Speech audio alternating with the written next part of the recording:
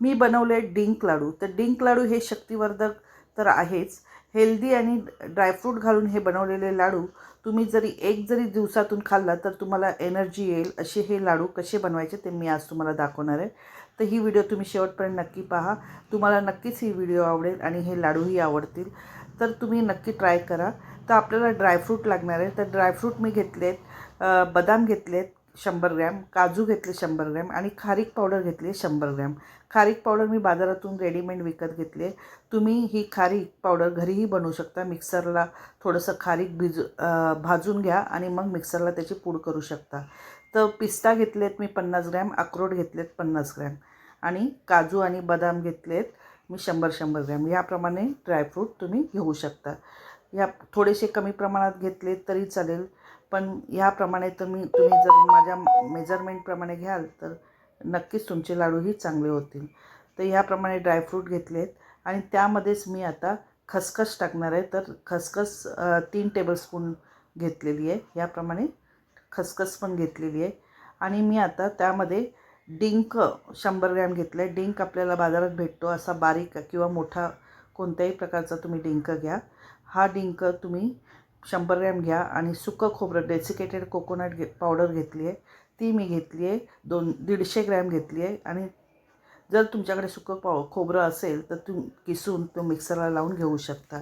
याप्रमाणे ड्रायफ्रूट, डिंक आणि सुकं खोबरं घेतलं आहे. सुकं खोबरं मी 150 ग्रॅम घेतलं आहे, डिंक मी 100 ग्रॅम घेतलं आहे. याप्रमाणे साहित्य घ्यायचं आहे आणि ड्रायफ्रूट पहिल्यांदा आपण कढईमध्ये मिडियम गॅसवरती 5-6 मिनटं भाजून घेणार आहे. याप्रमाणे व्यवस्थित परतून मी भाजून घेणार आहे.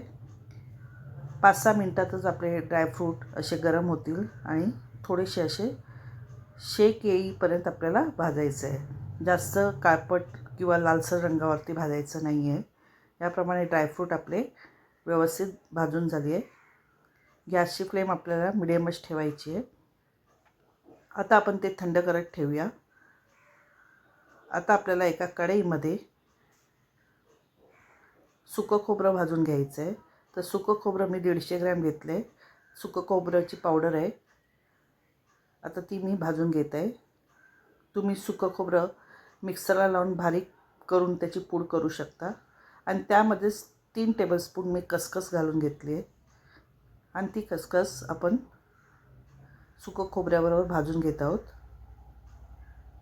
आता खारीक पावडर मी 100 ग्रॅम घेतली आहे, तीसुद्धा मी त्या खोबऱ्याबरोबर 1 मिनटं परतून घेणार आहे.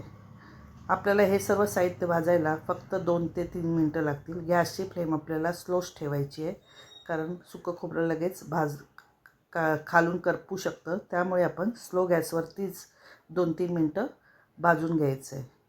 त्यातलं फक्त मॉइश्चर आपल्याला कमी करायचं आहे, त्यामुळे आपल्याला थोडंसं गरम होईपर्यंतच आपल्याला भाजायचं आहे. याप्रमाणे भाजून झालेलं आहे.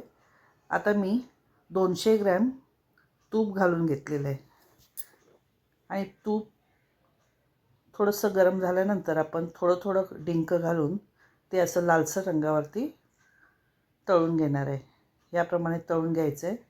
थोडासा लालसर रंग आला की आपण ते काढून घेणार आहोत. याप्रमाणे डिंक आपला भाजून झालेला आहे. आता आपण ड्रायफ्रूट असं भरभरीत वाटून घेतलं आहे. याप्रमाणे ड्रायफ्रूट वाटून घेतलेलं आहे. बघा, याप्रमाणे आपण वाटून घ्यायला पाहिजे. जास्त बारीक पावडर करू नका. असं दाणेदार आपल्याला वाटून घ्यायचं आहे.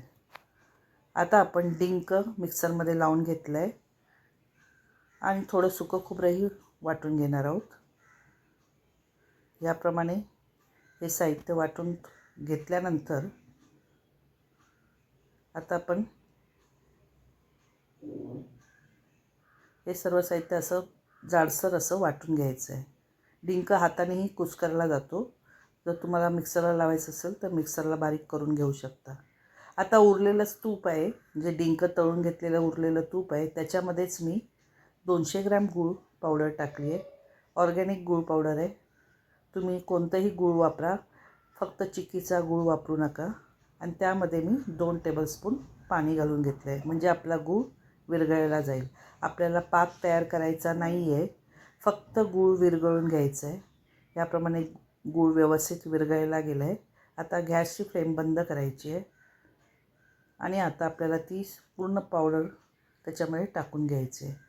तुम्ही मिक्सरला लावून डिंक बारीक करू शकता किंवा हाताने कुस्करू शकता. ड्रायफ्रूट त्याच्यात पावडर टाकून घेतलेली आहे. याप्रमाणे व्यवस्थित मिक्स करून घ्यायचं आहे. गॅसची फ्लेम आता बंद करायची आहे. आता थोडंसं कोमट असतानाच आपल्याला लाडू वळून घ्यायचे आहे. थंड झाल्यावर व्यवस्थित वळले जात नाही, म्हणून आपण कोमट असतानाच लाडू असे वळून घेतले. ह्याप्रमाणे आपले डिंक लाडू तयार झाले आहेत. जर तुम्ही करताना जर हे मिश्रण थंड झालं असेल तर थोडंसं तुम्ही गरम करू शकता आणि एखाद चमचा तूप घालू शकता. याप्रमाणे सगळे लाडू मी वळून घेतलेले आहेत. या साहित्यामध्ये आपले 25 ते 27 असे लाडू तयार होतात. तुमच्या साईजवर आहे. मी थोडेसे मीडियम आकाराचे लाडू बनवले आहेत. तुम्ही लहान आकाराचे बनवले तर तुमचे 30-35 लाडू नक्कीच तयार होतील. याप्रमाणे आपले लाडू तयार झालेले आहेत. तुम्हाला ही माझी रेसिपी कशी वाटली नक्कीच कमेंट करून सांगा. जर तुम्हाला ही माझी रेसिपी आवडली असेल तर प्लीज मला लाईक, शेअर, सबस्क्राईब करा. आणि हे डिंकाचे लाडू तुम्ही या थंडीच्या दिवसात नक्की करून पहा. तुम्हालाही आवडतील. नमस्कार.